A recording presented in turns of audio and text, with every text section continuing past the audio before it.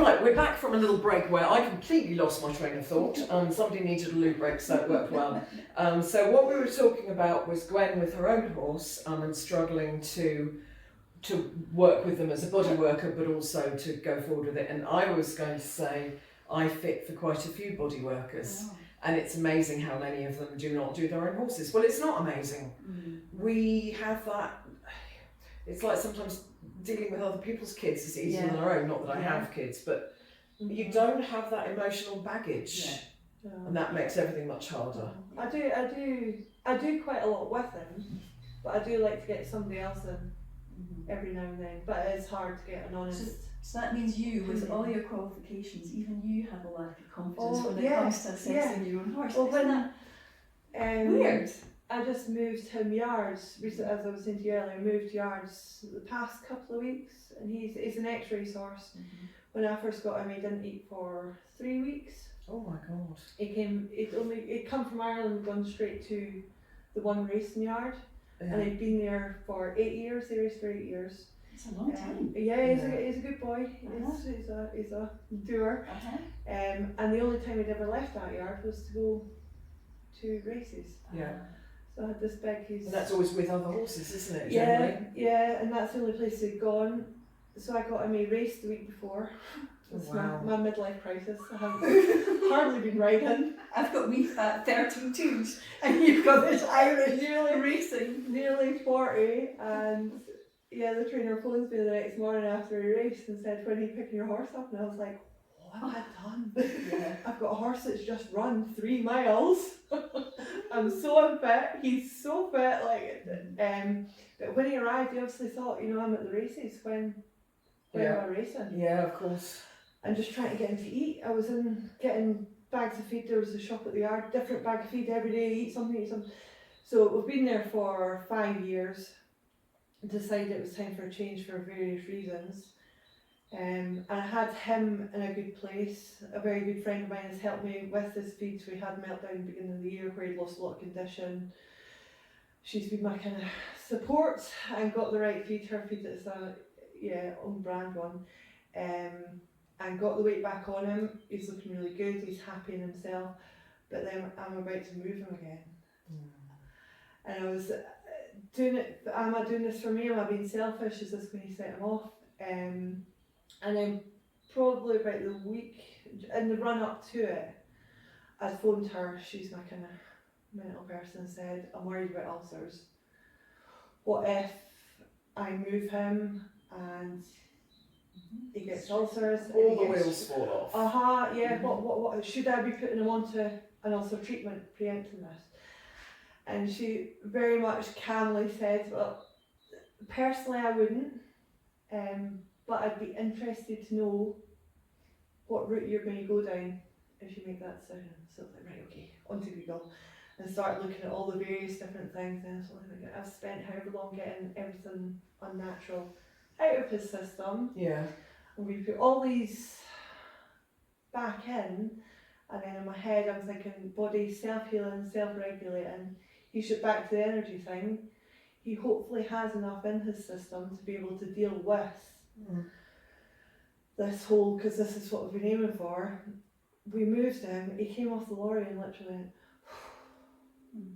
and he's looking better than ever. He's happier than ever, relaxed, confident in himself, because that's where the point that we've hopefully got him to. But I do need that person, that rational that says, wait a minute, just think about where you're going with this. And I don't think, I just get panics. This isn't golf that we're doing.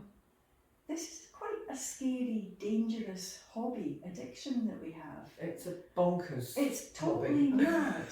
And that's, again, what I sometimes need to point out to clients. Like, you're about to put yourself 5 foot off the ground on a 500 kilo non-verbal flight animal.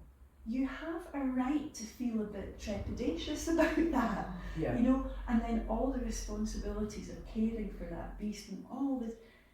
I think sometimes we need to cut ourselves a bit of slack. And there's not much slack cut in the equestrian industry. There's a lot of judgment. But if you can cut yourself the slack trust that instinct, trust yourself. You don't go far wrong, but it has to, I think, be a genuine intuition rather than you've got all these voices in your head and you're plumping for that one. But I see far more people over-horsed than under-horsed. You managed it, Gwen. Well done, you. But I see far more people, particularly in the kind of clients we're talking about, who are frightened of their horses. And that, to me, would be a strong piece of advice I would ever give anyone looking to buy another horse. Is, again, the pressure is to buy something that's got potential to do all the things. And often that potential never gets realised because the rider is frightened of the horse, or more typically has been thrown by the horse because they haven't done the groundwork, the feeding, the training, the education that we're talking about. They've got ill-fitting tack. They get thrown by the horse, and actually what I see most often is that they're so brave that they get back on, and then it's the second time they come off that is the confidence destroyer. And so everything we're talking about today is to prevent that happening. But I would say if you go even further back, if you happen to be looking for a horse at the moment, under-horse yourself would be my advice, because with education and training and preparation and groundwork and good riding, all horses are capable of so much more than we think they are. And I think there's a really, really obvious point in this, which is he's too slow. Yes. He's sluggish. He's got no energy. He's always on the forehand. And having been a specialist fitter of white horses, ponies, cobs, as my main thing for 15 years really, the change I see when people start to do the postural work, the balancing work, the better you put your horse in balance, the easier they can move, and they become more forward going. Now the reverse is true potentially with a horse that's too fizzy, that's too hot, that's too, this is exactly what we're talking about. We can actually help them emotionally regulate, to feel better in their bodies and to be a lot calmer. But that is a scarier job than taking a wonderful little cob who's a little bit sluggish and giving them, like empowering them almost. Absolutely. And that's where I've chosen to put myself, because I'm a grandmother, I have all sorts of other responsibilities in life, and I came to riding late in life. I learned to ride as a 30-year-old because I never got the chance to have horses or ponies, although I was utterly addicted from the moment I had any consciousness. 30 was when I started to ride, so I haven't got that innate confidence that comes from having gone through pony club or hunted or whatever. But you're also not indoctrinated. You've not been steeped in this borderline abuse. That's true. That's true. That's true. Which gives you this perspective. Probably. But it also means that I'm an educated but cautious rider. And hence how I've horsed myself. But the other thing I'd pick up on what you said there about absolutely when a horse is balanced and off its forehand, which is a phrase I bet off its forehand 90% of the people listening will say, but yeah, what does that actually mean? Because we need to do a better job at explaining what that means. They will be more forward, but not more forward in the way in Britain we think of forward. They won't necessarily be going faster. They won't necessarily be taking longer strides behind and placing that hind leg further under the torso. Drive the hind leg under. Which, a forward pony or horse to me, particularly one that is more stoic, is an energy conserver type horse, would typically choose not to gallop across the field and happily walk. Forward in that horse to me is responsiveness, lightness. When you place your calf against the fur on its sides, it takes a step. When you move your ring fingers on the rein, it will give you some kind of flexion, and it will continue to do that until you change the aid. It's nothing to do with speed. It feels as though it's carrying itself. You don't get off covered in sweat from making it go. That is the classical definition of forward. Now, all the classical masters that we read nowadays, they all rode hot-blooded horses. They rode, Arabians, Spanish-type horses, even the sort of Steinbrechen, that the German types were, the warm bloods then were not the type of They were warm bloods we much see more now. thoroughbred. They were much weren't they? more, and they had Arab in them. And so I'm aware when I read my classical masters and attempt to adopt that training into my horse life, which is with 13 to 14 hand native type ponies, there's going to be a limit. I'm continually questioning what is fair to expect from this pony versus what comes naturally to a Lusitano. A Lusitano will naturally piaffe in the field. I have yet really to see a fell pony mare piaffe in the field. Please send me the video. Yeah, we'd all love to see We'd that. love to see it. So there's always going to be an element of, okay, how far can we take this? But the principle of forward and how a well educated horse feels to the rider, I think is translatable. And how many times have we seen horses come forward? I did it, I've been there. My journey to here this time round pivoted after a lesson where, one too many times I was told to get that horse forward and Make it go. Make it go, more leg, more leg, more leg.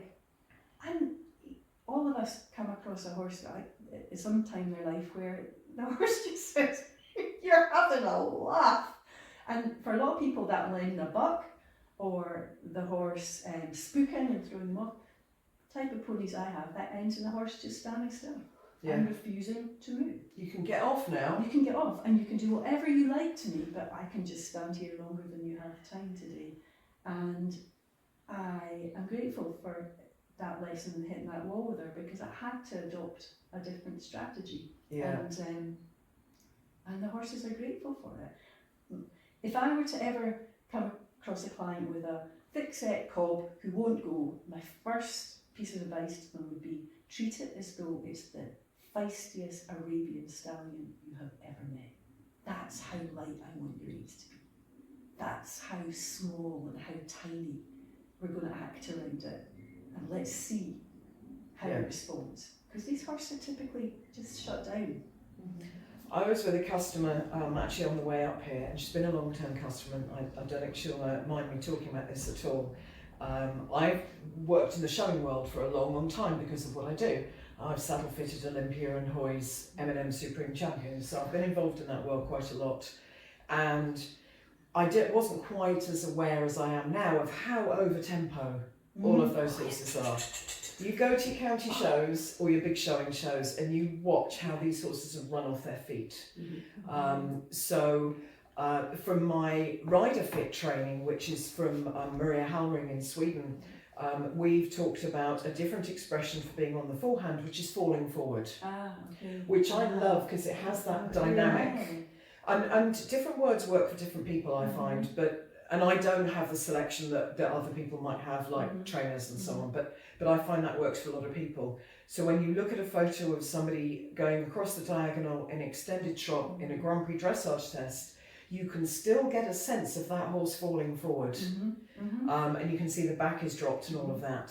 So I was with this customer on Tuesday. I lose track of what day it is when I'm in Scotland.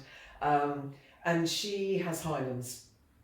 And she has a big lad who had lost a fair bit of weight actually. I'm like, no, I'm getting two ponies model up. So this is one that I knew from a while back.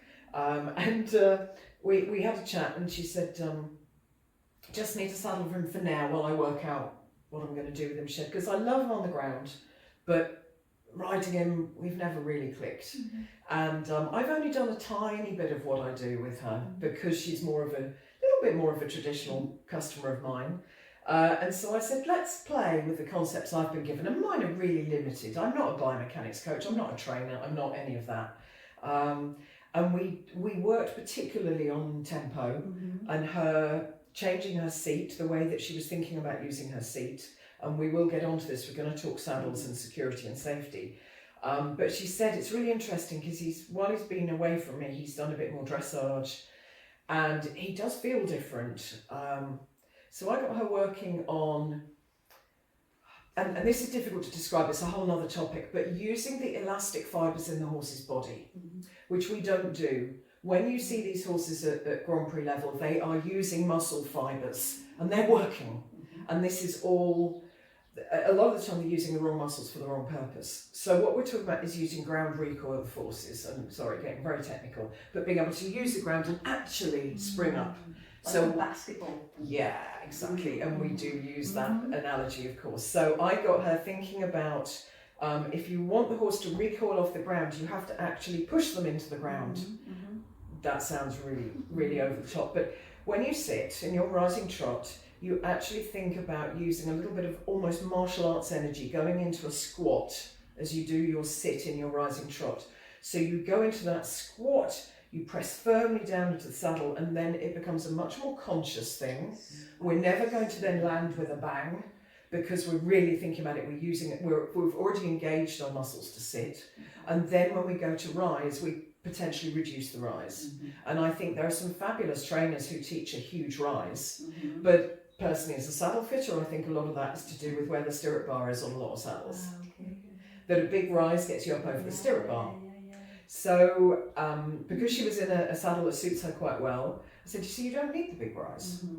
So I said, just have a play with it. And I said, and as she set off, I said, and that's the tempo. And she went, it feels so slow.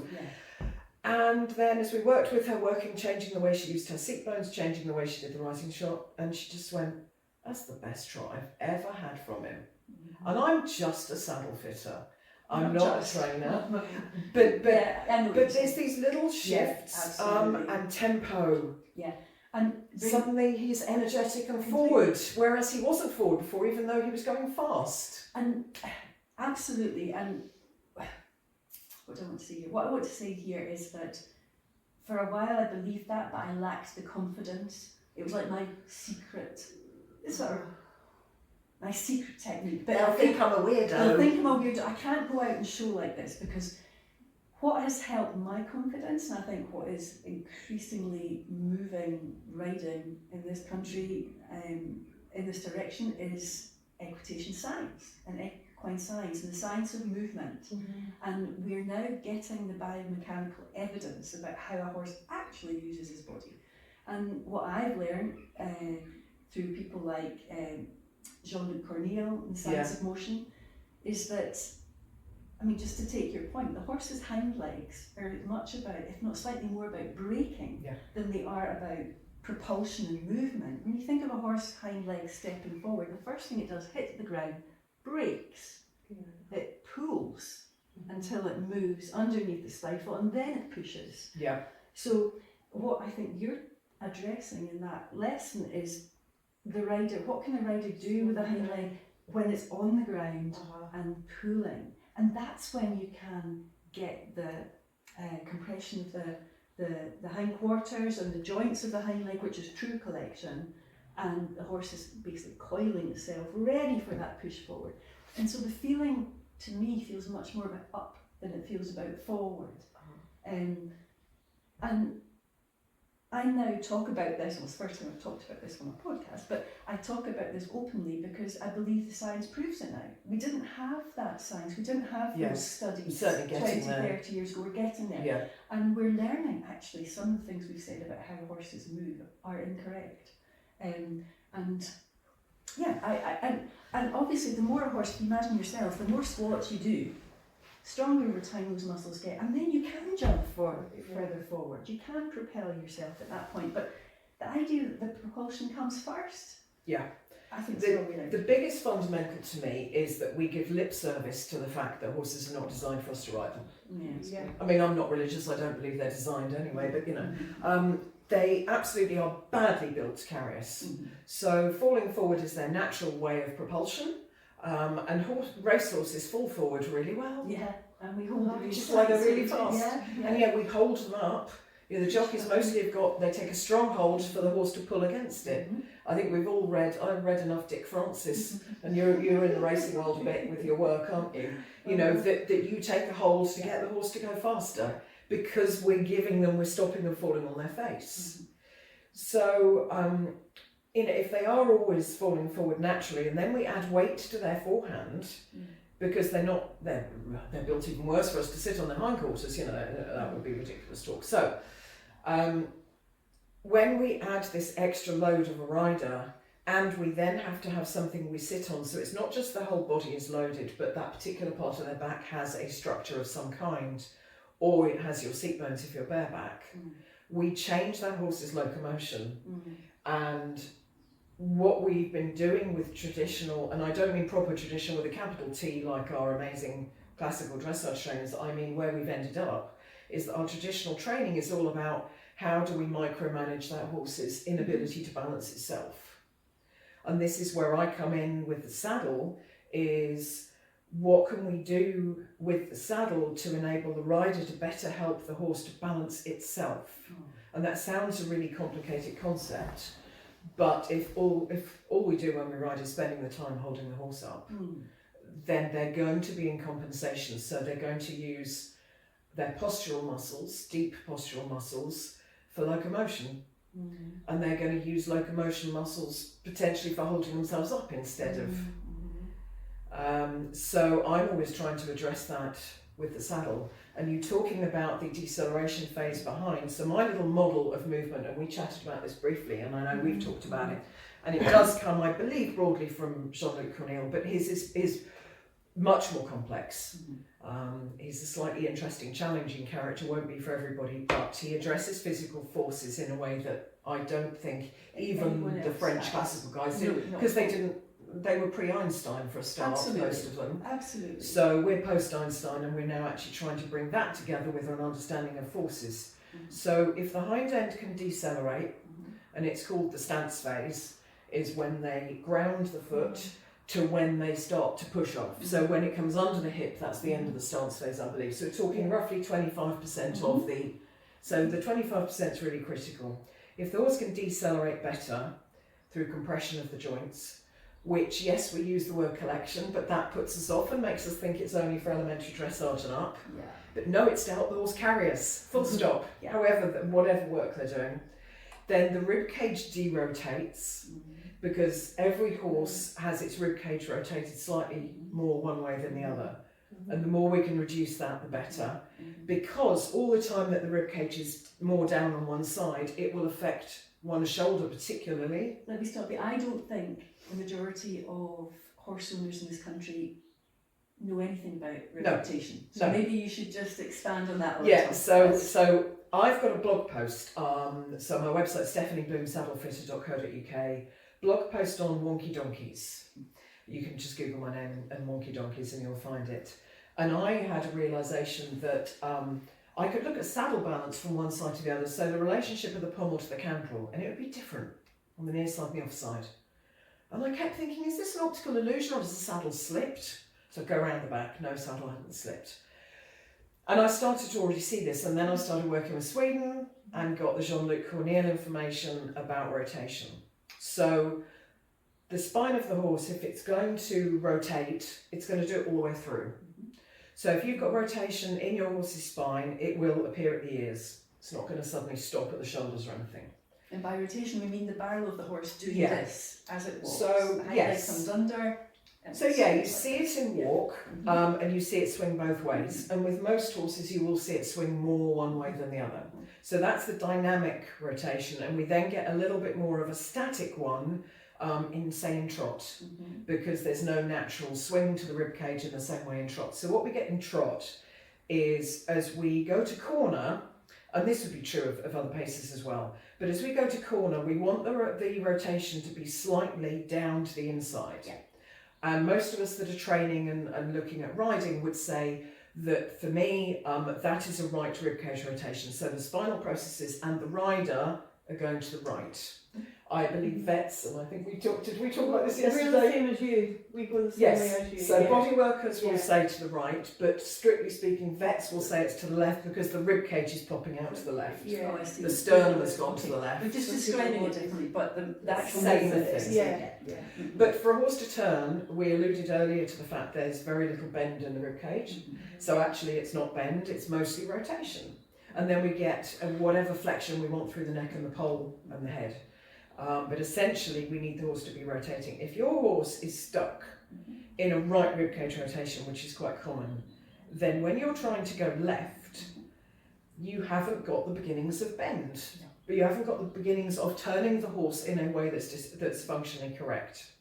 So it is in all of our interests, the horse and the rider, to derotate the rib cage so that there isn't this asymmetry in work, and there isn't the loading of one shoulder more than the other. Because once you're evening up the loading of the shoulder, because the rib cage is no longer tipped and round here, then the horse can push up in front. Now, pushing up in front is not talked about a lot either. And this is those ground recoil forces. If the foot can push down into the ground, it can push the rib cage up through the shoulder blades. And I remember Klaus Schoenreich, very German school rehabber and classical trainer, I remember him saying, whenever you see shoulder blades that are big, solid shoulder blades at the top, they have been pushed out because the rib cage has dropped. Interesting. So that would be almost like permanent on the forehand. Because the rib cage is pitched down. Yeah, which is exactly how Tess was, That's wasn't she? when you do the sternum lift. Yeah. Yeah. I think a lot of people love it when you can go right in, you're like, that's not good. Because they're so dropped down, that's why they go so... And there's that video of that coloured. It might be in Asia somewhere, because the guy comes along and this horse looks the most dropped thing you've ever seen in your life. And he moves it and the horse's back comes up like a foot.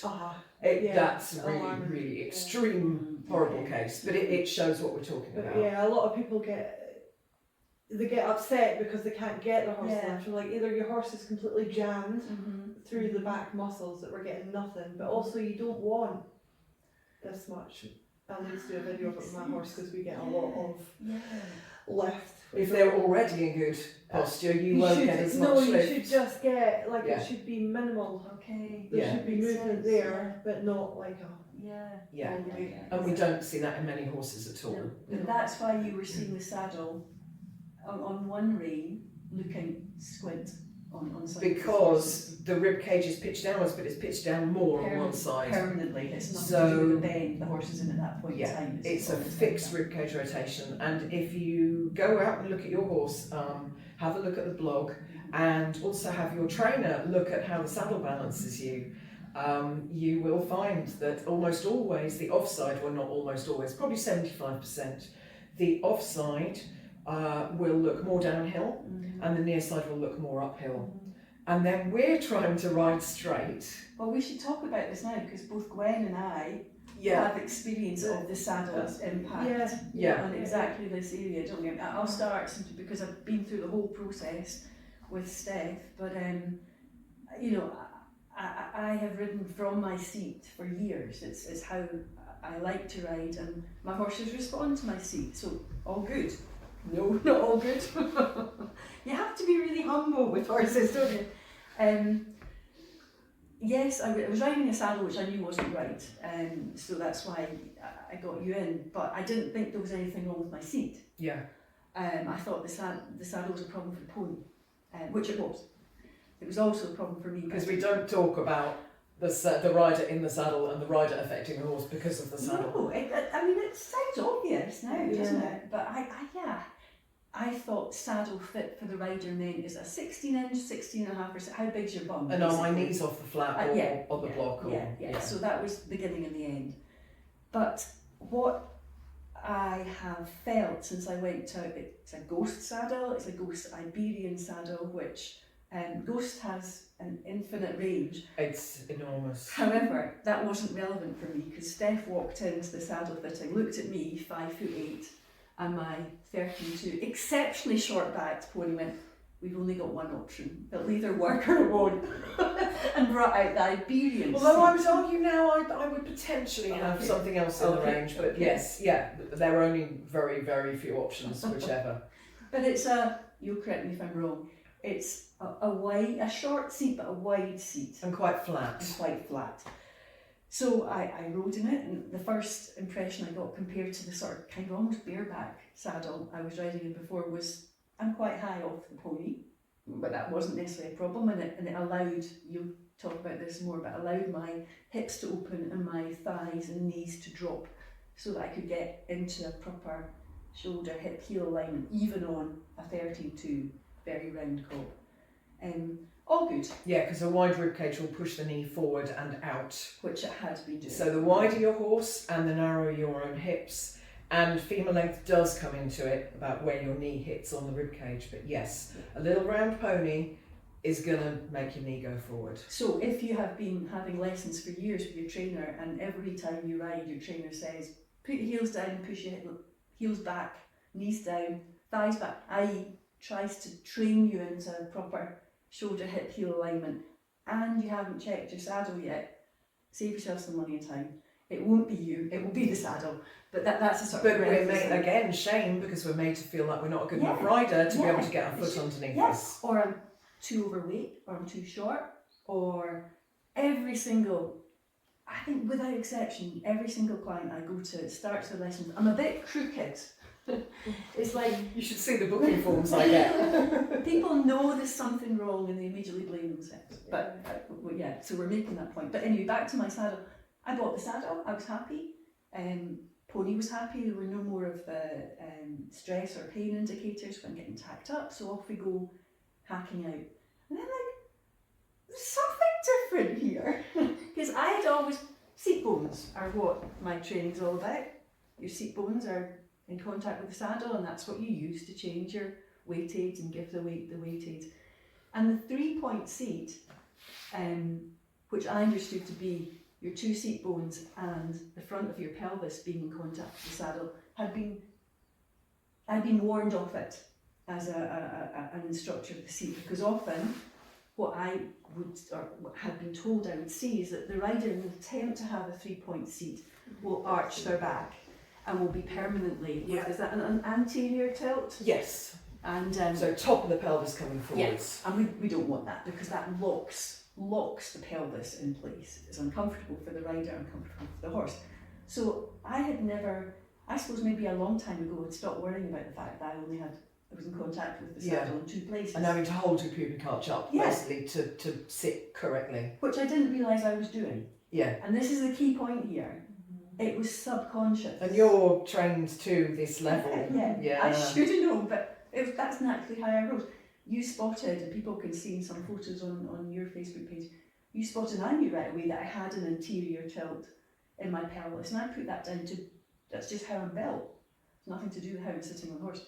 Anyway, a couple of hacks, cut to the chase, Pauline, a couple of hacks, I realised that actually I'm sitting in contact.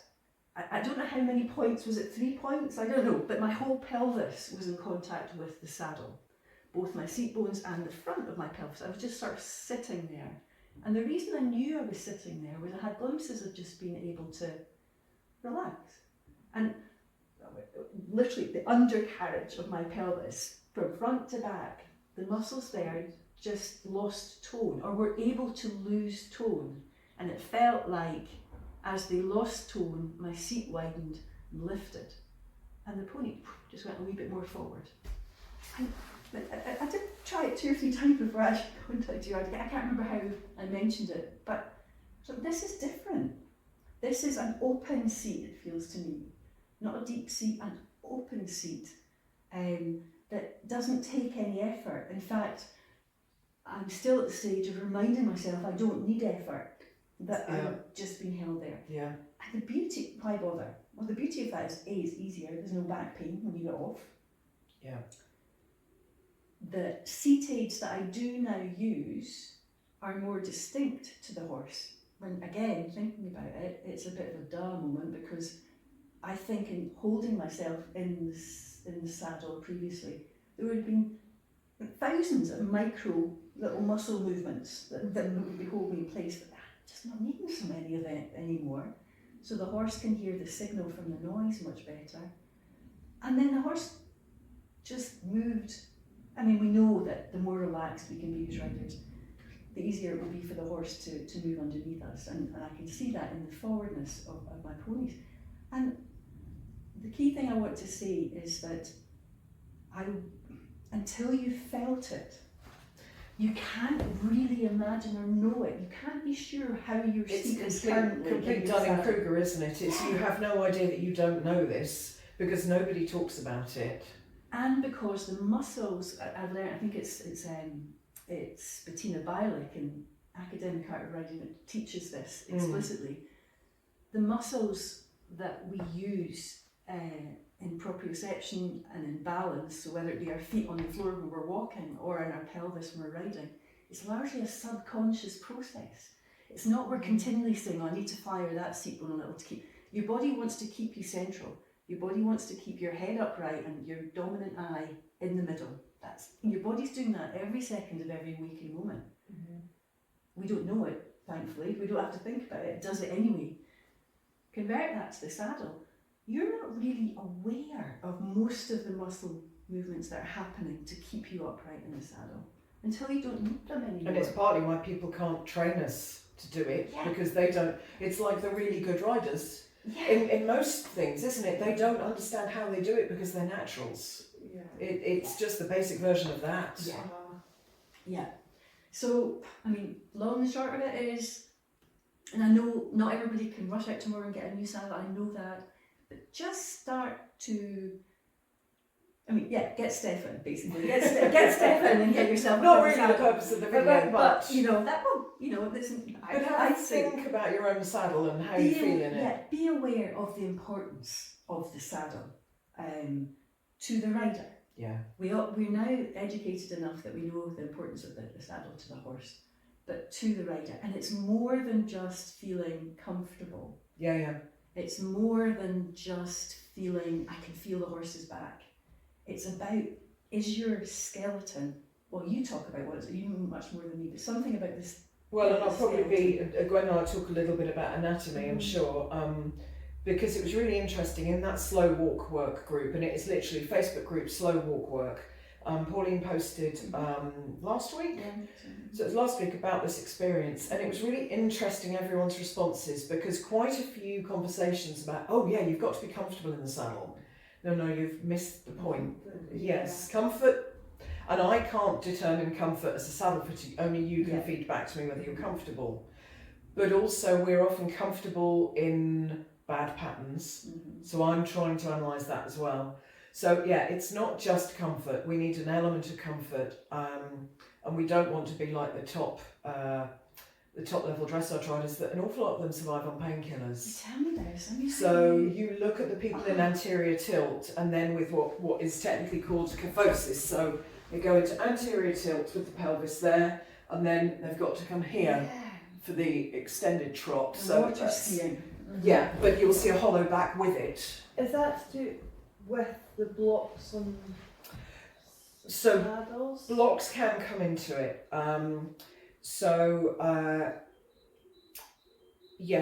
from that post we had other things about somebody who developed their own saddle for their own purposes and felt total breakthrough. I'm like, but that's your pelvis, and you develop a range of saddles around what your pelvis needs, instead of understanding the protocols. So that was an interesting response that wasn't really totally on what we were talking about. So there's a lot of misunderstanding.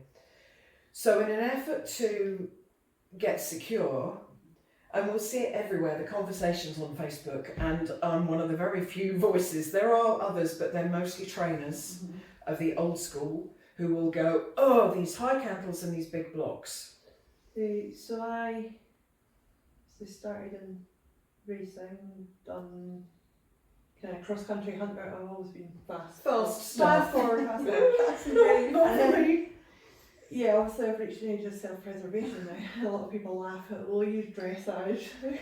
Slow down. But obviously I got a new horse, and then the person, you have to get a dressage saddle. Of course you do, because you can't do dressage without a dressage saddle. But then as well, I have been watching, the general riding, and you're watching these other people and it's going like, how are their legs so still? Like, what? Their leg is so still, my legs, not at all. And then I had a shot of a dressage saddle, and I was like, you're all frauds. The saddle is just jamming your leg. I hated it, my back was sore, horse hated it, I don't know if it just blocks the movement, is what I felt right through my pelvis, and he did not like it at all. That I just felt abolished. So back to our GP. We could do a whole 2 hours just on this, and I would recommend people follow Maria Halloran particularly. She's doing all the cutting edge work. actually on YouTube, if you go to, I think it's Horse Saddle Rider, it's a lady called Caroline Lindsay's page or channel, and she did a series of videos 2 or 3 years ago with Maria Hellring, Jochen Schlazer, who some people will know, Bradley Whale, only a few people will know, but they're all saddle designers. Right. And they did saddle fitting protocols, which is the most interesting one. And then they said, we'll have to return and talk more about the pelvis, but actually they got into the really good stuff on the pelvis in the first one. But they're all interesting, and there are several that she's now putting out for free. So I'd highly recommend those on YouTube.